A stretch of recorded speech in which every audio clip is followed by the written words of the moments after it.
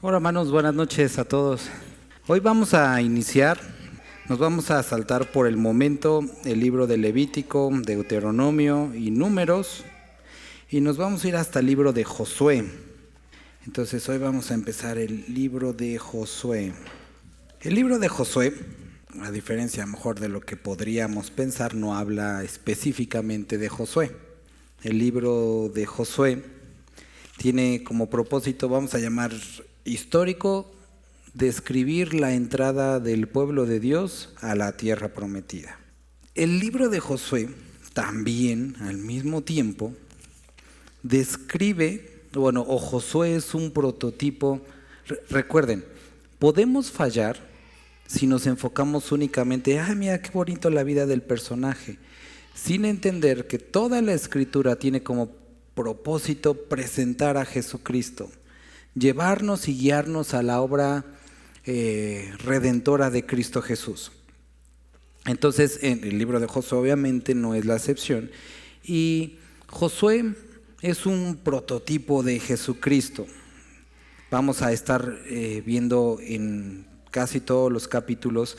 Vamos a verlo un poco más lento este libro, porque vamos a ver la parte o la aplicación que tiene para nosotros en la vida diaria, la imagen de Jesucristo que quiere presentar, y vamos a ver si Dios también permite que podamos tener tiempo, o a lo mejor lo vamos a hacer como una o dos clases especiales o dos estudios especiales. Vamos a ver el paralelo del libro de Josué con el libro de Apocalipsis, el cual es bastante interesante. Entonces vamos a intentar eso también. Vamos a empezar a leer mejor. Vamos a orar. Padre, gracias te damos por este tiempo. Nuevamente volvemos a ponernos en tus manos, Dios, rogando que tu palabra en este tiempo, que el estudio de este libro pueda traer fruto a nuestros corazones, fruto a nuestras vidas. Y como estamos viendo en el libro de Santiago, Señor, que pueda ser evidente nuestra fe. Y como vimos en Éxodo, que pueda ser evidente tu presencia en nuestras vidas. Amén. El libro de Josué también, ahorita como les decía, es una descripción del pueblo de Dios entrando a la tierra prometida. Pero al mismo tiempo, la tierra prometida es la figura, la imagen de la vida llena del Espíritu Santo en la vida del creyente. Mientras estaban ellos en el desierto, habían sido sacados de Egipto, y encontramos y vemos esta imagen del primer bautizo, o cuando ellos pasan el Mar Rojo. Eso ya lo hablamos y ya lo discutimos cuando estuvimos en Éxodo. Y aquí volvemos a ver en el libro de Josué una segunda ocasión que pasan, y este es el Jordán, y encontramos este segundo bautizo que representa la llenura del Espíritu Santo. Así como los apóstoles, como los discípulos de Jesucristo, habían sido bautizados, después Jesucristo en el libro de Hechos les dice: aguarden la promesa del Espíritu Santo, ¿no? Y entonces, después de que ellos son bautizados o llenados de la presencia nuevamente del Espíritu, entonces, ¿recuerdan para qué era? ¿Para qué era? Para ir y ser testigos. El ir y ser testigos, muchos lo limitan a la función de ir y predicar, pero no se limita a eso. Ir y ser testigos es todo el tiempo, porque somos testigos de Dios, testigos de Cristo, no únicamente cuando hablamos abiertamente del Evangelio, sino en cada interacción que tenemos con las personas, en cada interacción que tenemos con nuestra esposa, con nuestro esposo, con nuestros hijos. Es en ese momento que somos testigos. Quiero que vayamos al libro de Santiago nuevamente, el que estamos viendo los domingos. Este domingo estuvimos en el capítulo 3, y en el versículo 3 estábamos estudiando lo siguiente. ¿Lo puede leer alguien? 3:13.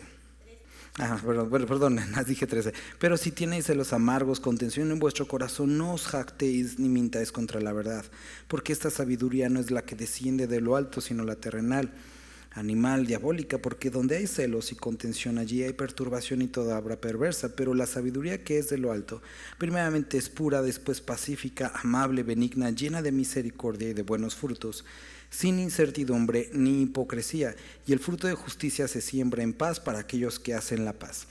Agradezco a Dios por los que han estado viniendo los miércoles, porque si ven, lo que hemos estado estudiando los miércoles ha tenido mucha relación con lo que también estamos estudiando los domingos. Éxodo, por lo menos los últimos capítulos, han sido como casi la repetición de lo que estamos viendo en Santiago. Ahora, espero que los que han estado viniendo puedan notar lo siguiente. Éxodo la semana pasada cuando terminamos, Dios nos estaba hablando en los últimos capítulos. Primero que no era suficiente con que fuéramos y nos metiera y disfrutáramos de las promesas, sino que anheláramos su presencia, cosa número 1. Después nosotros veíamos cómo la vida de este hombre de Moisés, que había estado delante de Dios, era diferente a la vida de los que se habían quedado abajo, que no habían sido expuestos a la presencia de Dios. Los de abajo habían visto la nube, habían escuchado el tronido, habían escuchado los relámpagos, pero Moisés, que estaba arriba, había experimentado la presencia de Dios. Vimos que había un costo, morir. Eso estuvimos hablando la semana pasada. Pero también veíamos que esa exposición a Dios, no porque el poder de Dios caducara o algo así, pero en la vida de Moisés, ese brillo, esa evidencia física se iba atenuando. Y lo que Moisés tenía que hacer una y otra vez era volver a subir a la presencia de Dios. Y entonces había una evidencia física de su estadía con Dios. No solamente lo que los demás habían escuchado, sino algo en él. En el libro de Santiago hemos estado estudiando algo similar, que no es suficiente primero con decir, no es suficiente con creer, hay que hacer. Y veíamos la semana pasada que no era simplemente que no es solamente creer, que no es solamente hacer, sino que las palabras también importan, lo que decimos. Y al último, el domingo hablamos en esta parte, la cual ya no profundizamos en el último versículo, y describe este tipo de práctica, este tipo de sabiduría, la cual no necesariamente, aunque funcione, es de Dios. Y hablábamos también en Éxodo, sé que ya lo hemos dicho mucho esto, pero hay lugares, hay iglesias, hay creyentes que simplemente por aplicar preceptos bíblicos en sus vidas funcionan, pero no quiere decir que Dios esté ahí. Hay personas que incluso los enseñan en la economía, en las finanzas, y funciona, pero no quiere decir que Dios esté ahí. Y lo que el creyente debe de anhelar es la presencia de Dios en medio de nosotros. Entonces, Josué va a describir esto. Es un hombre que introduce al pueblo de Dios a una vida llena de promesas, a un lugar fructífero, donde van a ver el resultado de todo aquello que Dios les prometió. Ahora, todo esto, vamos a ver que a pesar de estarlo experimentando, Dios estaba con ellos, pero a ver esa lucha, y esto es lo que está describiendo la vida del creyente. Entonces, vamos a empezar a leer, hermanos, y les pido que podamos estar muy atentos en estos días, porque creo que es algo que Dios quiere hablar y tratar en nosotros como iglesia. Versículo 1. ¿Alguien lo puede leer? Entonces, aconteció después de ¿qué? Entonces estaba un hombre de Dios. ¿Y después qué? Había la necesidad de otro. No siempre van a estar ahí las personas que tú consideras cercanas a Dios. No siempre van a estar ahí. Y tienes que entender que tú tienes que ser la siguiente. El lugar donde tú estás, la familia donde Dios te ha puesto, es el lugar donde estás. Y la familia donde Dios te ha puesto. Y vas a decir, ¿eso qué? Eso se lo sacó de la manga. A lo que me refiero es que a mí no me puso ahí. Te puso a ti. No puso al hermano Juan, al hermano Edgar. Te puso a ti. Y podrías decir, a ver, ¿cuándo me acompañan a compartirle a estas personas? Te puso a ti. Y había pasado el tiempo de Moisés, pero ahora responsabilidad de Josué, introducir y llevar y guiar al pueblo a la tierra prometida. Y hay cierta responsabilidad de algunos en ciertos lugares, pero tienes que entender que tú también tienes una responsabilidad delante de Dios. Y aconteció después de la muerte de Moisés, siervo de Jehová, que Jehová habló a Josué. Ahora, vas a decir, pues sí, qué padre, Dios que me levanta. Ajá, vamos a ver. Jehová habló a Josué, pero Josué, ¿dónde había estado todo ese tiempo?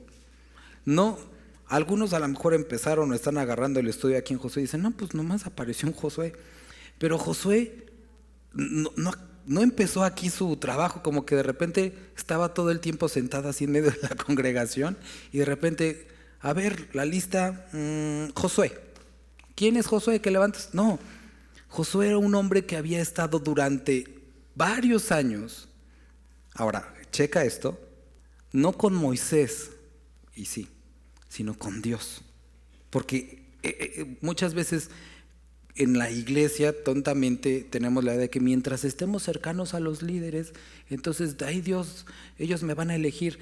No nos llaman los líderes, nos levanta Dios.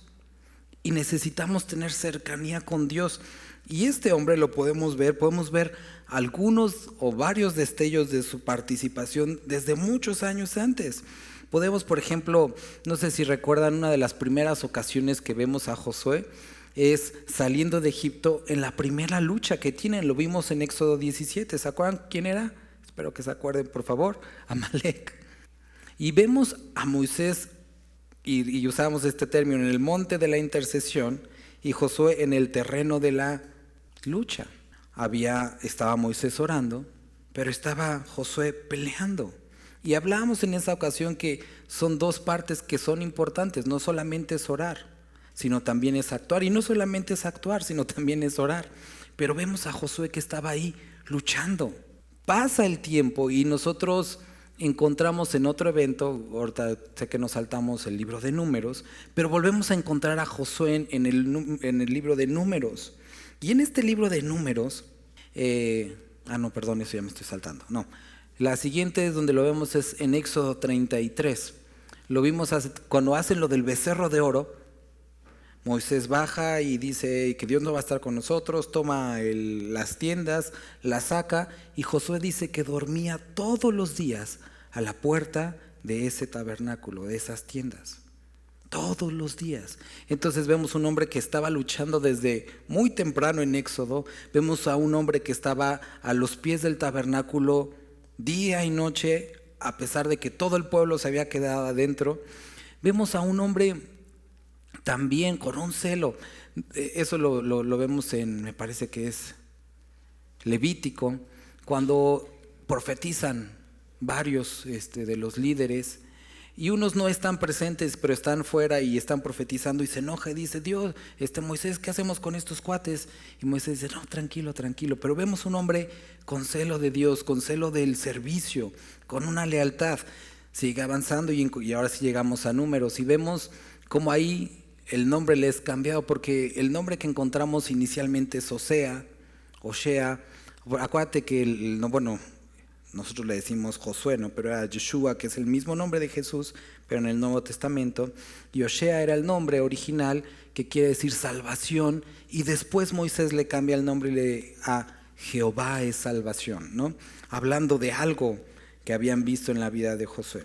En este mismo capítulo nosotros encontramos a Josué yendo como espía a la tierra prometida, y es uno de los dos de entre 12 que dijeron, Dios va a estar con nosotros, se puede hacer. Entonces no apareció de repente Josué en la historia, sino que era un hombre que había estado ahí. ¿Qué hemos estado viendo en Santiago? Que no basta con tener dinero o con tener recursos, sino decir, quiero ponerlos. Que no basta con decir, tengo las habilidades y los dones y los talentos, sino puedo hacerlo, quiero hacerlo, estoy dispuesto.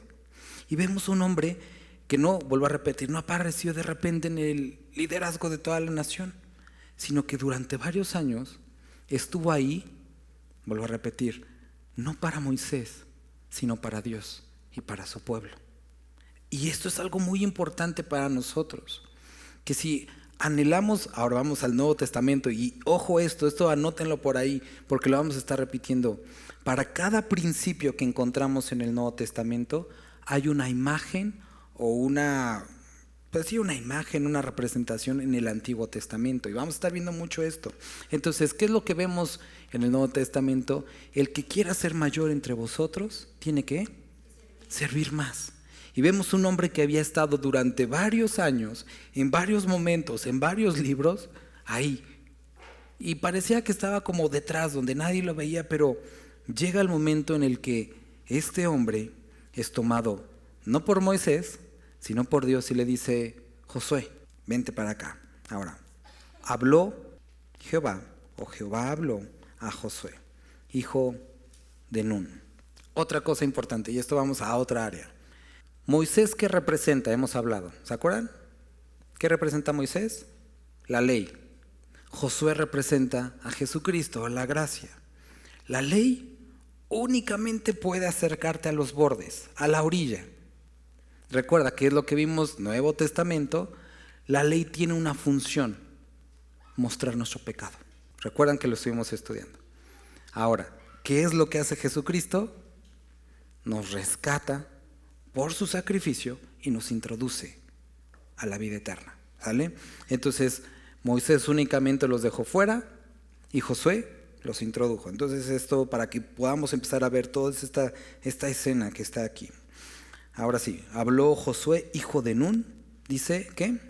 Servidor de Moisés, diciendo. Ahora, esta misma palabra que encontramos aquí, la palabra de servidor, es una palabra muy interesante. En algunas versiones, a lo mejor, no sé si alguna tenga, dice ministro de Moisés. Y no es que fuera así como el pastor o algo así, sino es esta palabra, simple, servidor. Ahora, obviamente, al ser el Antiguo Testamento, es hebreo, no es la palabra que doulos, sino es una palabra que tiene un significado muy interesante y que generalmente, o en algunas ocasiones, tanto en la antigüedad, Antiguo Testamento y en el Nuevo Testamento, podía o se tenía la aplicación de usarla para aquellos que remaban en los barcos que utilizaban, ¿cómo se llaman estas? Remos. Ahora, estos cuates generalmente van en la parte de abajo y ellos no veían a dónde iban. Su función era simple: remar y llevar a las personas del punto A al punto B. No sabían a dónde iban, simplemente era remar. Y básicamente eso es lo que hace un siervo.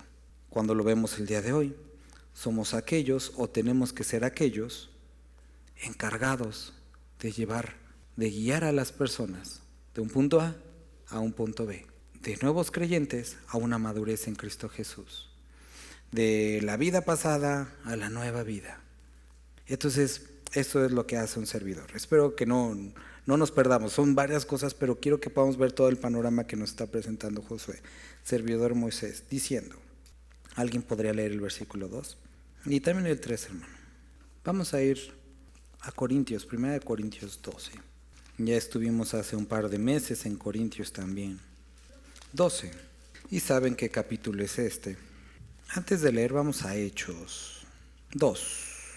Hechos 2, vemos a partir del versículo 14. El primer discurso de un hombre que al inicio parecía más bien como cavernícola, pero después de ser lleno del Espíritu Santo, cuando Jesús le dice: Pedro, me vas a negar, ni siquiera fue capaz él de convencerse a sí mismo. Pedro ni siquiera fue capaz de convencerse a sí mismo. Ahora, unos cuantos días después, lleno del Espíritu Santo, tenemos este gran discurso y empieza a hablar de todo esto. Y cuando llegamos al versículo 37, estaba compartiendo a judíos y a muchas personas que se habían reunido ahí. Y todo inició porque vino el Espíritu Santo Y entonces se acerca una gente, un grupo de personas así como medio pues, violentas, no sé cómo describirlo, decían, están borrachos, ¿no? Imagínate, o sea, descalificando a estos hombres. Y entonces les empieza a predicar Pedro, y después de esto, cuando llegamos ahora sí al versículo 37, dice, al oír esto, se compungieron de corazón, y dijeron a Pedro y a los otros apóstoles, varones hermanos, ¿qué haremos? Se convencieron. Ahora, Pedro les dice, arrepentíos, bautícese cada uno de vosotros en el nombre de Jesucristo para perdón de los pecados y recibiréis el don del Espíritu Santo, porque para vosotros es la promesa y para vuestros hijos y para todos los que están lejos, para cuanto el Señor nuestro Dios llamare. ¿Para quién es la promesa? Para todos los que el Señor nuestro Dios llamare. Él lo está diciendo. Ahora, y con otras muchas palabras testificaba y les exhortaba diciendo, sed salvos de esta perversa generación. Así que los que recibieron su palabra fueron bautizados y se añadieron. Entonces la iglesia pasó de 120 en un día a 3,000 personas. Ahora, ya lo saben, ya lo han escuchado los que ya tienen tiempo aquí. El propósito jamás es una iglesia como grande, ese no es el punto. El punto es que 3,000 personas recibieron a Cristo en un solo día de una sola predicación.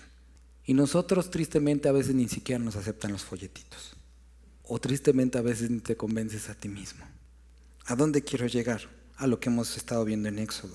Como creyentes tenemos su palabra, tenemos sus promesas, conocemos a nuestro Salvador. Como iglesia creo que hasta hemos llegado en algunos momentos, a lo mejor digan, no, yo no, pero a lo mejor yo sí en algunos momentos, a decir casi con jactancia, decir, somos una iglesia que persevera en la palabra. Porque es cierto, buscamos la palabra y leemos y estudiamos minuciosamente la palabra, pero ¿para qué? No sé si te has preguntado ¿para qué? El año pasado terminamos toda la Biblia, no fue en un año, nos tardamos cerca de 6 años creo. Toda la Biblia completa, verso a verso. Y ahorita estamos empezando la segunda vuelta verso a verso. Ya estudiamos en lo que va de esta segunda vuelta, Génesis, Éxodo, empezamos con Hechos, Romanos, Primera y Segunda de Corintios, Efesios, Gálatas, Filipenses, Tesalonicenses, Colosenses, ya terminamos Hebreos, Santiago. ¿Y para qué? ¿Para qué? ¿Para qué es esto? Sí, para que conozcamos a Dios, porque eso es la vida eterna, y sacamos otro de los versículos que no sabemos. ¿Pero para qué? Para que crezcamos en nuestra mente y que vayamos a nuestras casas y nos demos una palmadita y decimos, bien hecho, hijo de Dios. ¿Para eso? ¿Para subir y tocar, para subir y compartir? ¿Simplemente para eso? Y la verdad es que muchos, porque eso he tratado con algunos de ustedes a lo largo de estos meses, a pesar de todo el conocimiento, llegamos a vivir momentos en los que nos sentimos desesperados, vacíos, secos y tristes. Y nos preguntamos, ¿y dónde está toda la palabra? Esto es lo que quiere presentar el libro de Josué. Necesitamos de su Espíritu Santo. Y nuevamente, ¿para qué? Para ser testigos. Pero como les decía hace rato, no es nada más el momento de la interacción cuando entregamos un folleto, cuando hablamos de evangelio, sino toda nuestra vida, para que podamos vivir una vida vibrante, llena de paz, llena de gozo, que podamos disfrutar su presencia y que todo lo que hagamos como una predicación tenga tal poder que las personas no puedan resistirse a eso. Ahora, si tú sigues leyendo versículo 43, ¿qué es lo que pasaba? Y es lo mismo que pasó con Moisés. Lea alguien el versículo 43, por favor. La gente tuvo miedo de hombres y mujeres como ellos. Ellos tenían miedo de algo que no podían explicar. Los veían como hombres iletrados, pueblerinos, pero tenían, como decían los demás de Jesucristo, ellos hablan con autoridad, no como los escribas. ¿Recuerdas que decían eso de Jesús? Y después, más adelante, decían o reconocían que ellos habían andado con Jesús. ¿Por qué crees? Por el poder y la autoridad que había en sus palabras, había en sus actos. Y queridos hermanos, creo que eso, no solamente creo, estoy plenamente convencido que Dios anhela, que desea esto en nosotros. No nada más palabras, no nada más conocimiento, sino una vida llena de su poder. No es para andar haciendo campañas y tirando a personas. Eso es frívolo, sino para hablar con poder, hablar con autoridad y que las personas teman el nombre de nuestro Dios. Orábamos al principio, no sé si lo has notado, bueno, los que viven aquí, pero se roban carros diarios en este lugar. Digo, en toda la ciudad, pero en este lugar tan pequeño. Hay muertes, hay asesinatos, la violencia, y lo sabemos, está escrito. Pero necesitamos vivir y conducirnos y que la iglesia tenga tal luz que las personas teman de acercarse, teman de hablar, y que si estén necesitadas sepan a dónde acudir, que no lo vean como el último lugar, sino que sus almas reclamen el acercarse a Cristo y el acercarse a este lugar. Eso es lo que necesitamos. Ahora, esto es a lo que quiero llegar. Versículo 3 dice: yo os he entregado, como lo había dicho a Moisés, todo lugar que pisare la palanta de vuestros pies. Todas estas promesas, todos estos frutos, las frutas, la leche, la miel, todo eso que representaba, no dice yo se los voy a dar, yo ya se los di. El punto, o a lo que los tenía que llevar Josué, era la posesión. Y es exactamente lo que nosotros vemos ahora sí en el libro de Corintios.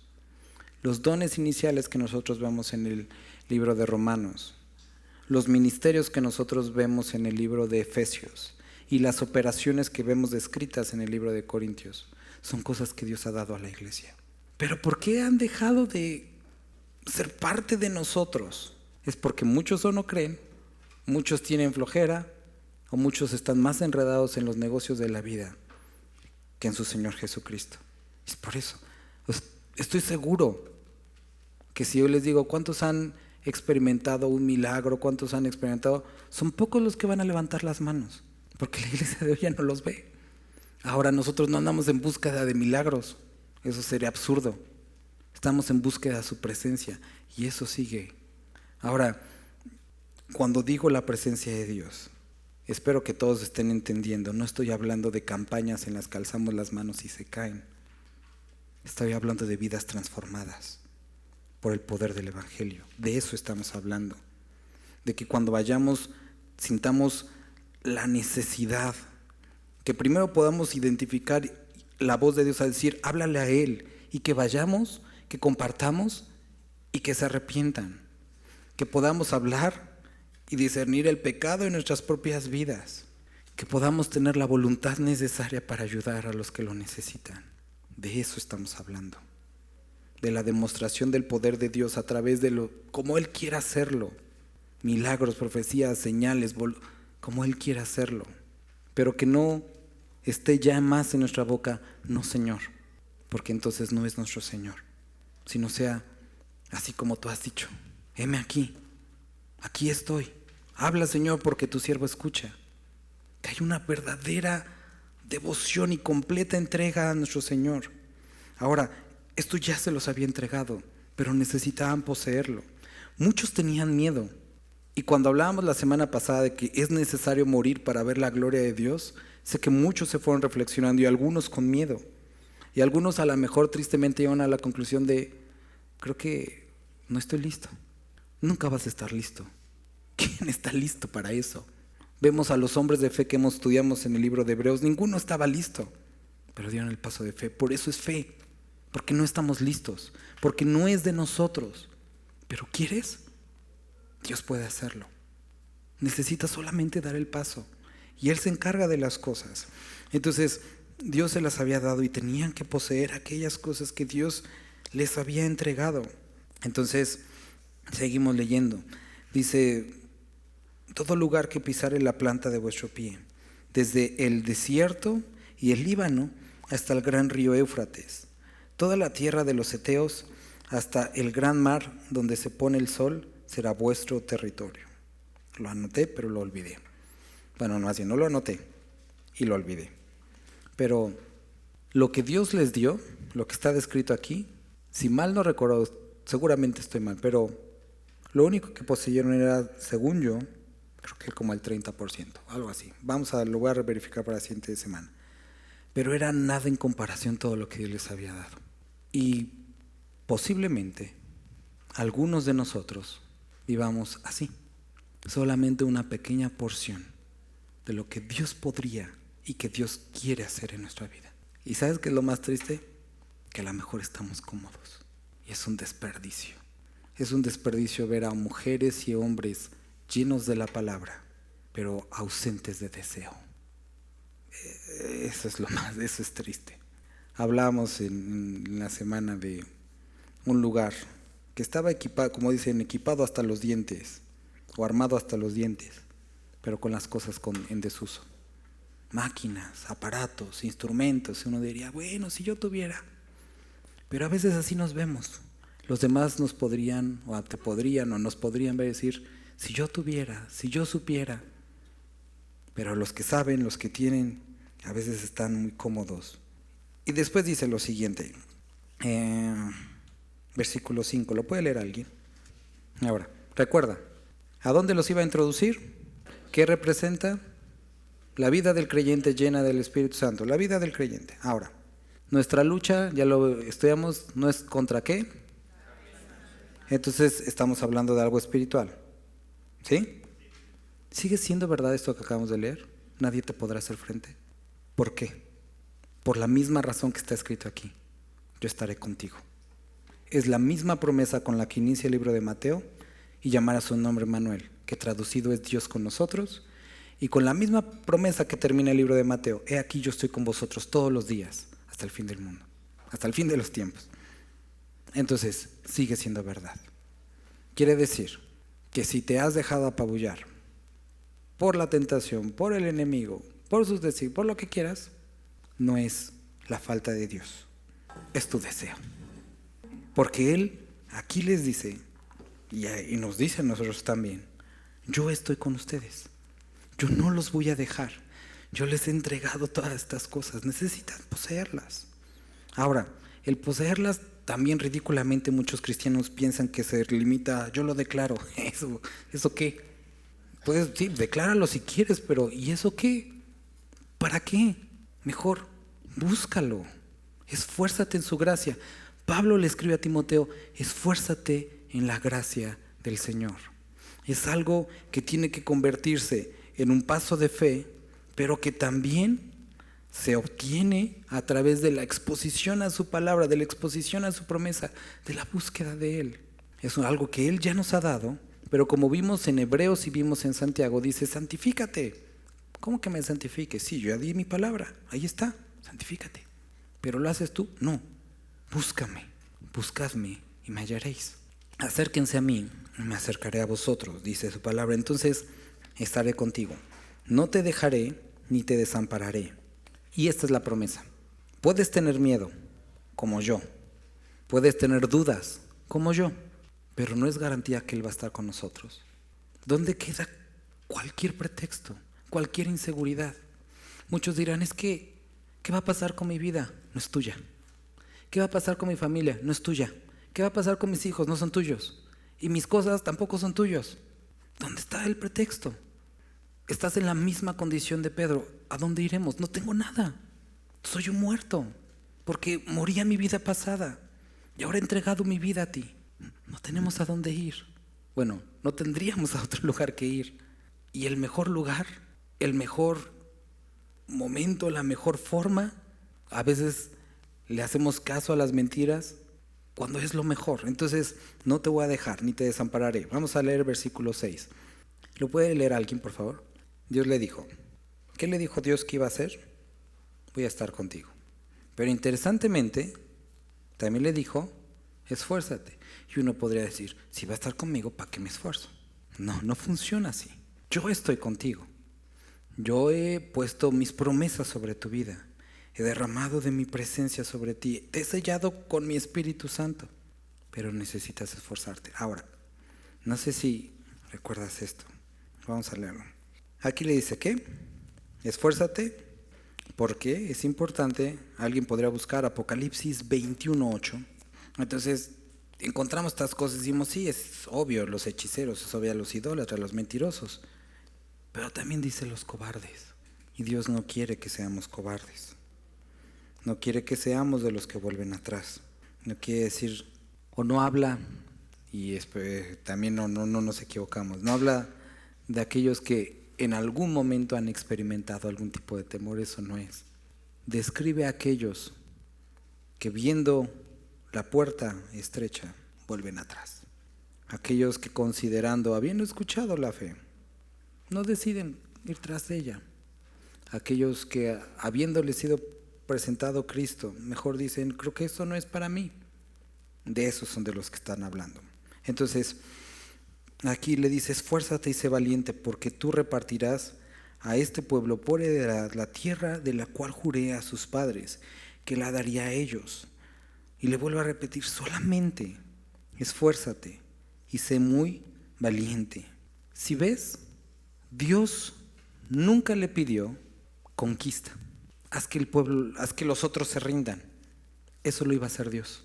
A él le dio el trabajo de esforzarse. Haz lo que esté en tu mano. ¿Recuerdas cuando veíamos en Éxodo? Moisés era o había terminado de pastor de ovejas, y ahí lo vemos ahí paradito con su cayado. Y le dice Dios, ¿qué tienes en la mano? Y Moisés, pues el cayado, échalo. Y lo avienta. Y avanzando un poco dice, con esto harás mis señales. Mucho tiempo adelante, Jesús le dice a sus discípulos, pues denle de comer a los 5,000. Y los discípulos, pero no tenemos más que 2 panes, o 2 peces y 3 panes. Y Jesús, vamos a hacerlo con eso. ¿Qué tienes en la mano? Pon tu vida, pon tu tiempo. Dios puede hacerlo. Y esto es lo que nosotros encontramos aquí.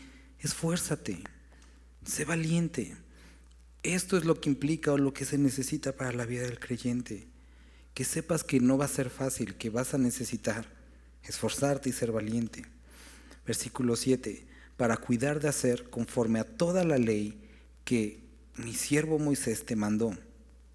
Ahora sí, no te apartes de ella, ni a diestra ni a siniestra, para que seas prosperado en todas las cosas que emprendas. Josué no tenía la duda de ¿y qué camino tengo que seguir? Ya está trazado. Por eso no te preocupes. El camino está trazado. Mis palabras son firmes. Síguelas nada más. Ahora, este versículo todos lo sabemos. ¿Lo puede leer alguien? 8. Hasta ahí. Entonces, ¿qué era lo que tenía que hacer? Introducir al pueblo de Dios a la tierra prometida, que simboliza la vida del creyente. Entonces, cuando nosotros llegamos al final de este versículo y cuando leemos la última parte del que leímos, el 7, dice, serás prosperado en todas las cosas que emprendas. Cuando termina este versículo dice, entonces harás prosperar tu camino y todo te saldrá bien. No es para los trabajos, no es para los exámenes, no es para un negocio, no es para cualquier otra cosa que se te ocurra. Es para vivir la vida de creyente. Si tú quieres vivir una vida como creyente, fructífera, plena, y poder guiar a los demás a hacer esto, entonces este es el camino. Nunca se apartará de tu boca este libro de la ley. ¿Por qué? Porque Cristo es la verdad, el camino, la vida. Y nadie puede ir al Padre si no es por Él. Sus palabras han sido dejadas para conocerle a Él. ¿Quieres conocer el camino? La palabra. ¿Quieres conocer la verdad? La palabra. ¿Quieres conocer la vida? Su palabra.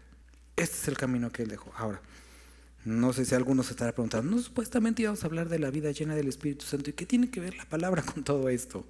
Tiene que ver mucho. ¿Por qué? Colosenses capítulo 3, que también ya pasamos por ahí. En el capítulo 3 menciona algo muy interesante. Habla de una lista interesante de cosas que podemos disfrutar. Pero dice, acércate a mi palabra. Ahí por alrededor creo que es del versículo 18-17. E interesantemente el libro de Efesios tiene la misma lista, exactamente la misma, casi textual. Y en Colosenses dice, acércate a mi palabra. Y en Efesios, sed llenos del Espíritu Santo.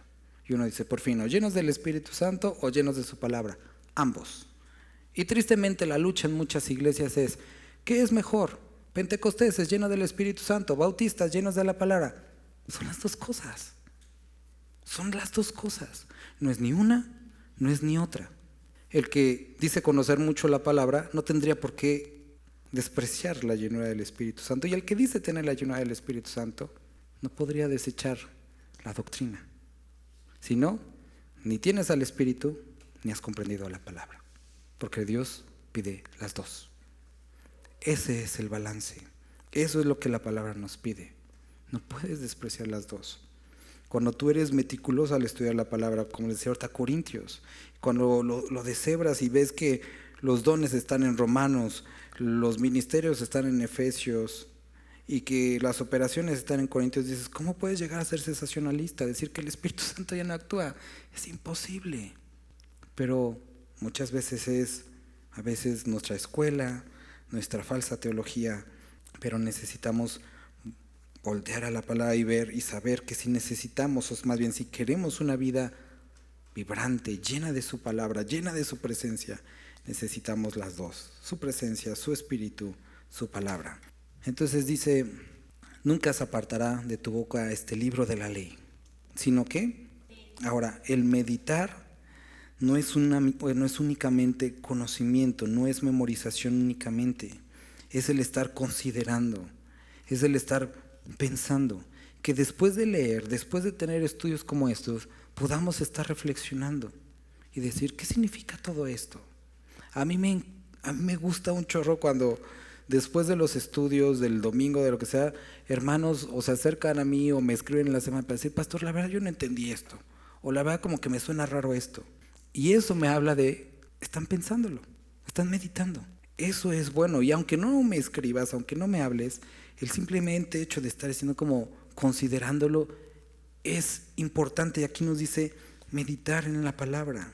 Entonces dice meditar, estar pensándolo, estar considerándolo. Ahora no se queda en considerarlo, porque te acuerdas qué es lo que le dice Pablo a la iglesia en Corinto, es 2 Corintios, me parece que es la capítulo 9, y eso era con respecto a las ofrendas. Le dice, qué bueno que empezaron a desearlo hacer, pero pasó un año y no lo hicieron. Y Pablo les dice, ahora les vuelvo a escribir para que terminen aquello que, es más, ustedes sugirieron. Y muchas veces decimos, mira qué bonito versículo. Ajá. Y entonces, ¿qué es lo que va a pasar? Ay, qué bonito la llenura del Espíritu Santo, qué bonito los dones, qué bonito el servicio. Y después, ¿para qué? Entonces, ¿qué es lo que sigue? Meditar. Y después nos dice, no solamente, versículo 8, para que guardes, entonces lo guardas en tu corazón, lo memorizas, lo aprendes, algo intelectual, y después lo hagas. ¿Y qué encontramos en nuestro estudio reciente? Sed hacedores de la palabra, no tan solo oidores olvidadizos. No se trata únicamente de emocionarse, porque mucha gente se emociona. O sea, yo he visto a personas, no son creyentes, que les echas un versículo, proverbios, salmos, y se enternecen, lloran. Y eso no es suficiente, porque llorar cualquier chillón, pero hacer los valientes. Y de eso estamos hablando. Esto es lo que tenemos que ser, personas que hagan, no simplemente que se enternezcan, que se conmuevan, sino que hagan. Y esto es lo que Pablo describe también en Corintios, que ya estudiamos, que dice Pablo, al principio me dolió escribir la carta porque pienso que fue fuerte. Dice, pero ¿saben qué? Después de todo, qué bueno que se entristecieron, porque esa tristeza los llevó al arrepentimiento. Y entonces después describe, hay dos tipos de tristeza, pero es otro tema. Entonces, no se trata únicamente de entristecerse y de llorar, porque en eso se quedan muchos creyentes. Van a la iglesia, alzan sus manos, se caen, lloran, lo que quieran, y llegan a su casa y pelean con el vecino, se la rayan al de... Y entonces, ¿dónde estuvo todo? No tu llorada.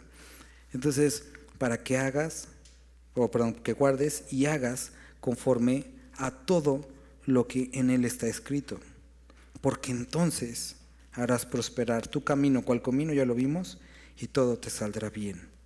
Mira que te mando, tercera vez que se lo está repitiendo, y hemos hablado de este principio, cuando en la literatura hebrea encontramos una triple repetición, es porque es algo sumamente importante. Mira que te mando, que te esfuerces y seas valiente, no temas ni desmayes. Y posiblemente has escuchado esto, lo dicen casi todos los teólogos. Una de las palabras que más se repite a lo largo de toda la Biblia, no temas. Y es entonces creo que el mandamiento que más se quebranta. No temas, ni desmayes, porque Jehová tu Dios estará contigo en donde quiera que vayas. Espero que esto te ahorre muchos años de idas y venidas. Dice, no temas ni desmayes. Muchas veces esperamos el no temer hasta que Dios arregle la situación. Y decimos, Dios, sí, quítame el temor, quita la situación. Y Dios dice, no, eso nunca fue el punto. Quiero que dejes de temer a pesar de la situación por el simple hecho de que yo estoy ahí. No se trata de que Dios quite o dé lo que estás pidiendo. Nunca se trató de eso. Se trata de que puedas alzar los ojos y estar consciente de que a pesar de que eso está, hay algo mucho más grande y es Dios. Y en la medida que entiendes eso, las circunstancias, los problemas se ven más pequeños. Y espero que practicando esto te ahorres varios años de ir y venir y bajar en el desierto. Y aquí le vuelvo a repetir, no temas ni desmayes, porque yo estoy contigo en donde quiera que vayas. Ahora, triste y felizmente, esto significa en tus momentos súper espirituales y que te sientes un súper espiritual, y cuando estás diciendo ya no quiero saber nada, también Dios está ahí. Y eso es algo hermoso, pero también confrontante. Decir, ay, sí me escuchaste. Yo quería que no me escucharas. Nada más lo estaba diciendo al viento, pero también Él está ahí. Y eso es un alivio, porque también en nuestros momentos difíciles, incluso cuando pensábamos según nosotros alejarnos, Él estuvo ahí, siempre estuvo ahí. Él siempre ha estado ahí y nunca nos ha dejado y nunca nos va a dejar. Y a Josué mandó. ¿Alguien podría leer el 10 y el 11?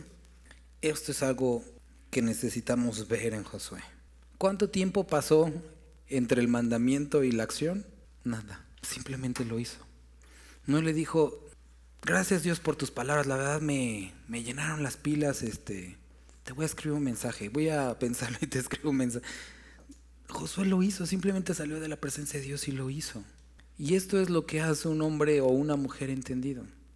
Porque basta con que él diga, estoy contigo, esto es lo que quiero que hagas, va, lo hacemos. Y se hace. Y vemos aquí otro elemento importante que vamos a estar viendo repetidamente en el libro de Josué, la obediencia.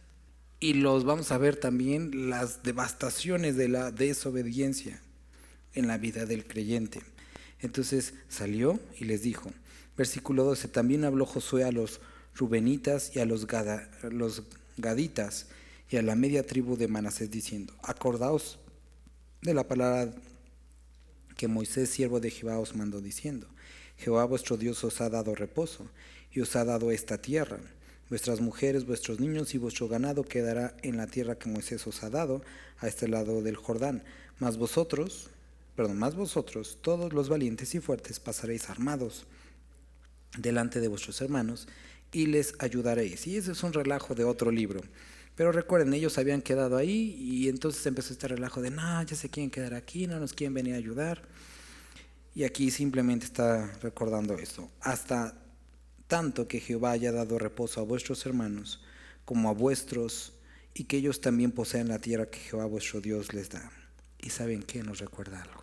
Tú posiblemente hoy estés en paz. Estás disfrutando de las promesas de Dios. Y la verdad, qué bueno. Pero allá afuera hay cientos que no. Dentro de nosotros mismos hay unos que están creciendo. ¿Y qué? Te vas a acomodar en la silla y vas a decir, yo ya tengo al Señor. Josué les dice, oigan, ¿y sus hermanos qué? Somos un solo pueblo. Y el propósito, y lo veíamos en Efesios y lo vimos también en Corintios, de los dones, es la edificación del cuerpo de Dios, no la autoexaltación, que tristemente es lo que se hace el día de hoy.